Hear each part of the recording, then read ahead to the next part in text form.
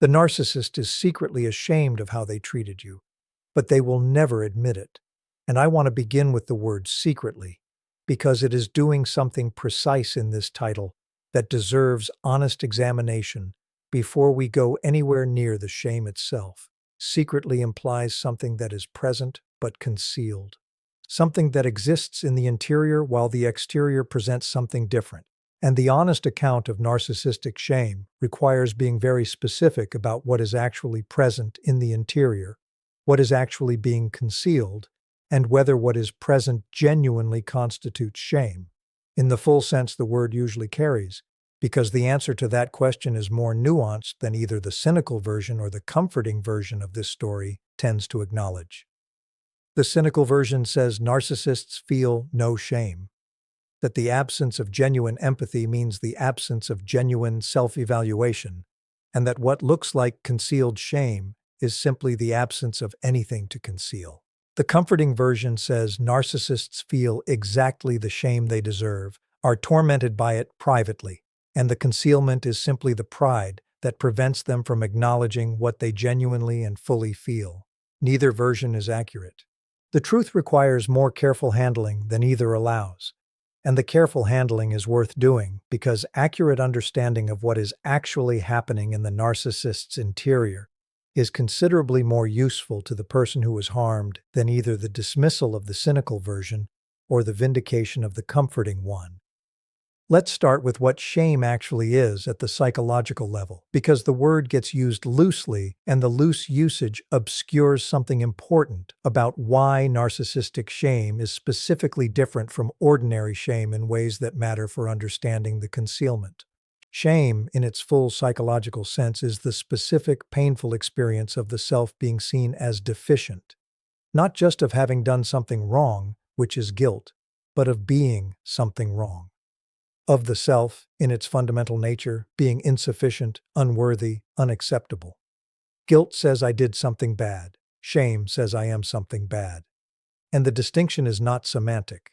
It is the entire difference between an emotional experience that motivates repair, because guilt is organized around the act and the act can be addressed, and an emotional experience that motivates concealment, because shame is organized around the self, and the self cannot simply be fixed the way an act can be addressed. Shame produces hiding. Shame produces the construction of alternative presentations of the self that cover what shame has identified as unacceptable. Shame produces, in the person whose developmental history included sufficient early shame, the specific psychological architecture of the false self, the presented self that is organized around preventing the shameful actual self from being seen. This is the foundational insight that makes narcissism and shame inseparable at the psychological level that actually matters. The narcissistic construction, the false self, the presented persona, the carefully maintained management system that keeps the actual self below the surface, is not the product of an absence of shame. It is the product of an overwhelming abundance of it. The wound underneath the narcissistic construction is almost always, in every serious clinical account of narcissistic personality development, a shame wound. A foundational, formative, early experience of the actual self being seen and found unacceptable. Of the genuine interior being exposed and the exposure producing rejection or ridicule, or the specific withdrawal of love and safety that the child's actual self, presented without the protection of a construction, was not sufficient to sustain. And the construction was built in response to that experience. Was built specifically to ensure that the actual self, the one that was seen and found wanting, the one that the shame experience told was fundamentally unacceptable, would never be that exposed again. The narcissistic construction is shame's most elaborate defense against itself. And the narcissist who moves through the world, apparently without shame, is moving through it inside a structure that was built entirely because of it.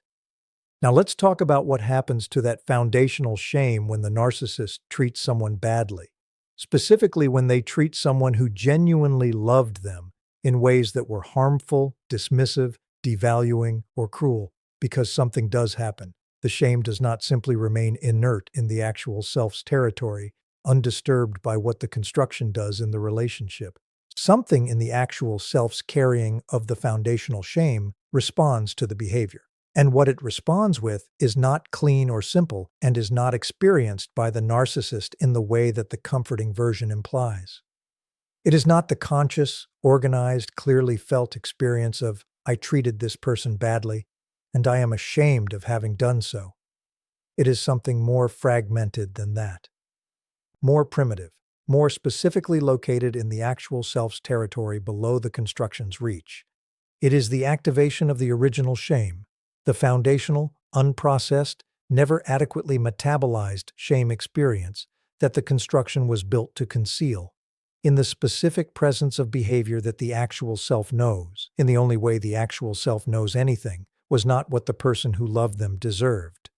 The activation is not always noticeable in the narcissist's conscious experience because the construction's management mechanisms are specifically designed to root the activation away from conscious experience before it can produce the kind of reckoning that conscious shame would require. The rooting produces what most people observing the narcissist after harmful behavior observe, the specific, sometimes shocking quality of someone who appears entirely unbothered by what they did, who does not seem to be carrying the weight of it, who moves forward with an efficiency and a composure that feels, to the person who was harmed and who is very much carrying the weight of it, like evidence that the narcissist simply does not care. This apparent unbothered quality is the construction's management of the shame activation. It is not the absence of anything to manage. It is the management's success at keeping what is being managed below the surface of the conscious experience and the behavioral presentation.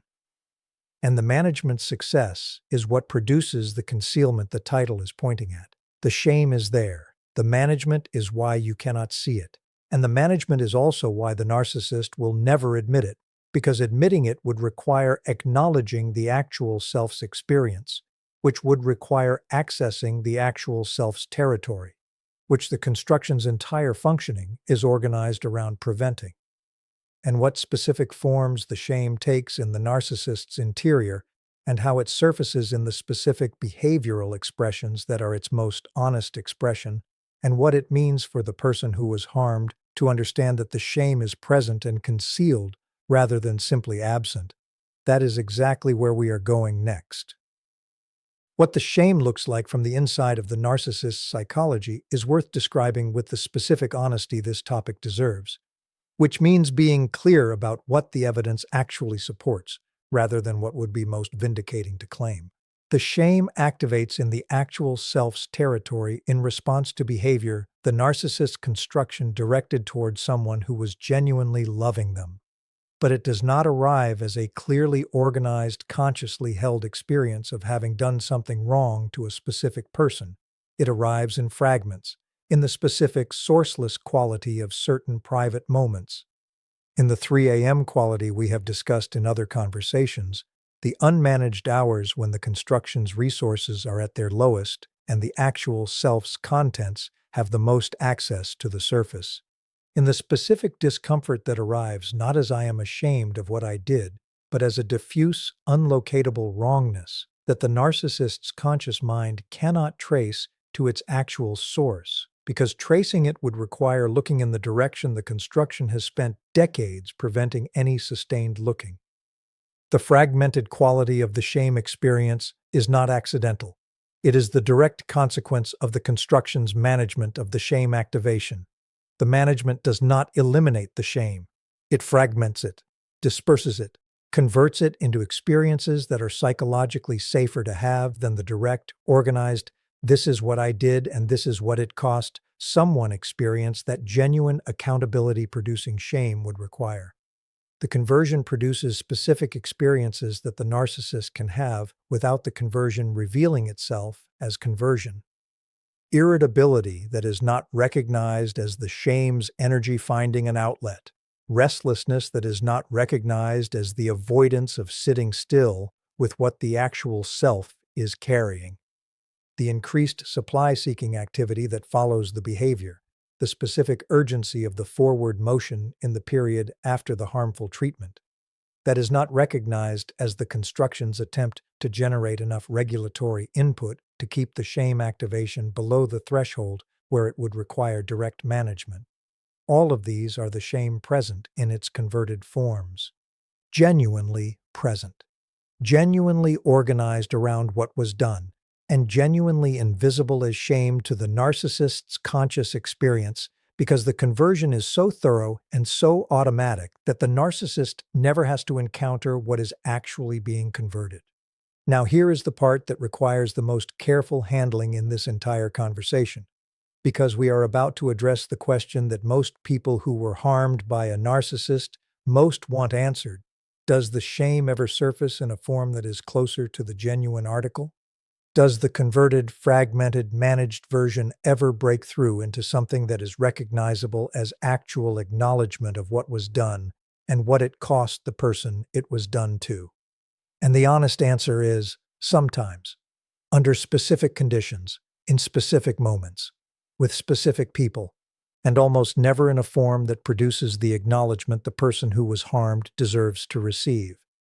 The conditions under which the shame surfaces most closely to its genuine form are the conditions we have discussed in other contexts: the significant supply disruption, the depletion of the construction's resources, the 3 a.m. quality of the private moments, the late-stage aging narcissist whose construction is less resourced than it was in its prime. In these conditions, the management is underfunded, and the actual self's contents have more access to the surface than the ordinary waking hours permit. And in these conditions, something that resembles genuine shame can surface, something that carries the specific weight of the actual self's knowledge of what was done and what it cost the person it was done to. Not always articulable, not always available to the narcissist's conscious mind as a clearly organized experience of shame, but present in the quality of the private moments, present in the specific unmanaged quality of certain interactions that touch the territory the shame is organized around, present in the way that fundamental things are always present in the actual self's carrying of them, quietly, persistently, without the dramatic expression that the conscious acknowledgement would produce, but with a weight that nothing the construction does can entirely eliminate. What the shame almost never produces, even in the conditions where it surfaces most closely to its genuine form, is the direct acknowledgement the title promised the narcissist would never make. The I treated you badly, and I'm ashamed of it that the person who was harmed deserves to hear. This acknowledgement requires something that the shame's surfacing alone cannot provide: the willingness to hold the shame as shame rather than converting it immediately into one of the safer forms the construction has available. To sit with the experience of having done something that the actual self knows was wrong, and to allow that sitting to produce the specific, uncomfortable, self-confronting awareness that genuine accountability requires. The construction is specifically organized to prevent exactly this sitting. Not because the narcissist is uniquely cruel or uniquely indifferent to the harm their behavior produces, because the construction was built to protect the actual self from precisely this kind of exposure. And holding the shame as shame is the most acute form of the actual self's exposure available. The shame says the actual self was responsible for something harmful, and the actual self being responsible for something harmful is the specific, catastrophic confirmation of the foundational wound that the construction was built to prevent from ever being consciously confirmed. So the shame stays concealed. The never admit it in the title is not a choice the narcissist makes from a position of full awareness. It is the construction doing what it has always done, protecting the actual self from the exposure that genuine acknowledgement would require. And the protection produces the outcome that the person who was harmed experiences as the specific, particularly painful absence of the acknowledgement they deserved. Not because the shame is absent, because the protection of the actual self from the shame's implications is more powerful than anything the shame's presence can produce against it, without the specific, sustained, professionally supported work of dismantling the protection from the inside. What this means for the person who was harmed, and this is ultimately the most important thing this episode can offer, is something that deserves to be stated clearly and held firmly. The acknowledgement is not coming, not because you do not deserve it, not because what was done was not what it was, not because the shame is not there in the actual self's territory, present and unmanageable and organized around exactly what you experienced. The acknowledgement is not coming because the construction that would have to permit it was built specifically to prevent it. And waiting for it, organizing your healing around the arrival of an acknowledgement that the construction is specifically preventing, is the continuation of the dynamic's most damaging effect by other means. The dynamic, while you were inside it, required you to organize yourself around the narcissist's interior experience rather than your own. Waiting for the acknowledgement continues that organization. Your healing does not require the acknowledgement. Your healing requires the specific, honest, completely self-referencing recognition that what was done, that it was harmful, that it was not what you deserved, and that your knowledge of those things does not require the narcissist's confirmation to be completely, permanently, and actionably true. The shame is there, secretly. The admission is not coming. And your life, genuinely yours, fully inhabited, organized entirely around your own knowing rather than around the acknowledgement that the construction will never permit, that life does not need the admission to begin. It needed you to stop waiting for it. And now you know why the waiting was always going to be for something that the narcissist's psychology was never going to be able to provide. That knowing is yours, and it is enough.